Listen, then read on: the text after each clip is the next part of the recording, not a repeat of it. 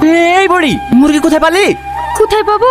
আমাদের লজ্জিটা মা জবাই করতে বললো তাই করনু। মরে গেছে? মুরগি জবাই করলে আবার বেঁচে থাকবে নাকি? আহ! আমি শেষ, আমি শেষ। আব্বা, আমার কি হইল গো? কি হলো আব্বা? আল্লাহ, ও আল্লাহ, আমার কি হইল গো? তোমার আব্বা কেমন করছে? আমি শেষ, আব্বা, আমি শেষ। আব্বা, আমার কি হলো? আব্বা, আমার সব শেষ হয়ে গেছে, আমি শেষ। বাবু, আমি শেষ। কি হলো তোমার? চাদর কাটছে, ডাক্তার দেখো। না না, আর কত খরচ করাবি রে? মুরগি জবাই করতে কে বললে তাই বল। কি করবো? জামাই দুপুর বেলা খাইলো না, আর মুরগিটা তো জিম ধরেছিল।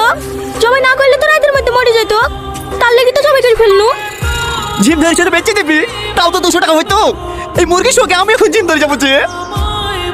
লালো কিছু মনে করো না, এখন তো জামাই 2-3 দিন থাকবে, এই মাংস দিয়ে চালিয়ে দেবো। এই 3 দিনে গোটা মুরগি শেষ হয়ে যাবে। অল্প করে রান্না করি, বাকি মাংস রাতটা ফ্রিজে রেখে আসবি।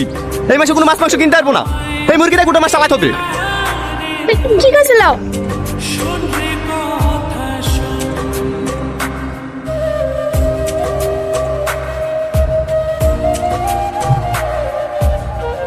কিরে, চারটি মিষ্টি দিয়েছে, আবার থুইতেছি কেন? খা। আমি আর খাবো না মামা, ছেলে মানুষ মিষ্টি খাবে তো। দে আমাকে দে। তোদের মতো বয়সে তো একাচ্ছ মিষ্টি কিছু মনে করিনি।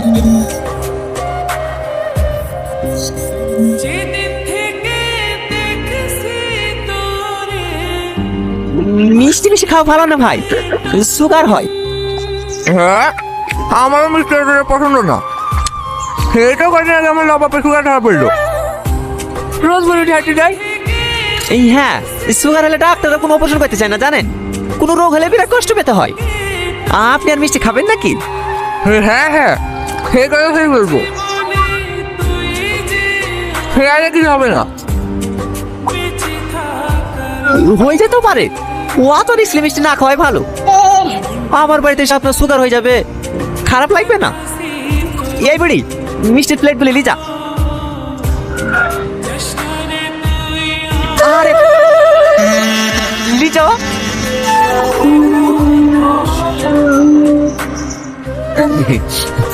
বলছি খাওয়া দাওয়া তো হইলো, তাহলে আর বিদেনটা ঠিক করে লিয়া যাক। হ্যাঁ হ্যাঁ অবশ্যই। আর হ্যাঁ, দেনা পাওনা থাকলে বলে দেন। না না, আমাদের কোনো দাবি দাবা নাই। ইশালা মরিছি, ইশালা নিজ্ঞাত মরিছি। দাবি দাবা একবারে নাই বললেও ভুল হবে। চলে যা, আসলে এটা বুলেট মোটর সাইকেল। আর আপনার মেয়েকে ঘষা জিনিস, খাট, আলমারি, ফ্রিজ যা দেবেন দেবেন।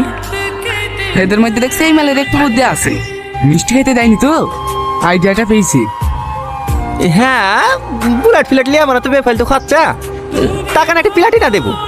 তেল সার্ভিসও ভালো, আবার আসা যাওয়াতে কোনো অসুবিধাও হবে না। ধার ফাত হইেন না জানে, বিদ দিনে লিলিয়েন। জময়, তুমি কথা বলছো কেন? কেন বলবো না? আজ 5 বছর হয়ে গেল বিবাহ, আমার গাড়িটা দিছেন? আমাদের শ্বশুর জামাইয়ের মধ্যে খুব আর কি চলে। এই সাইদিনে কিছু শহরে গাড়ি লিতে এলে কি জামাই লিতে চলো না। আওয়াজও শুনছি রে বাপ, এই জোরকারি হলে লিতে সত্যি বলছেন?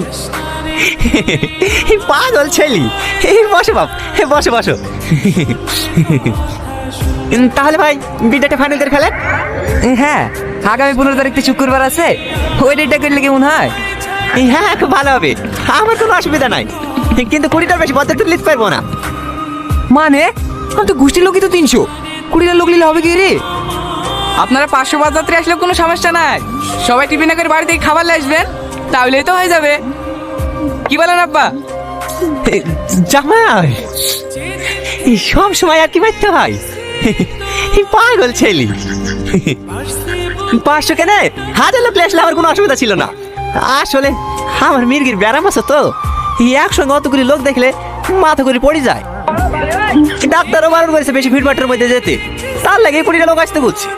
বড় মেয়ের ভিতরে 20-25টা বলতে তুলে নাহলে মানুষকে খাওয়াতে কি হবে?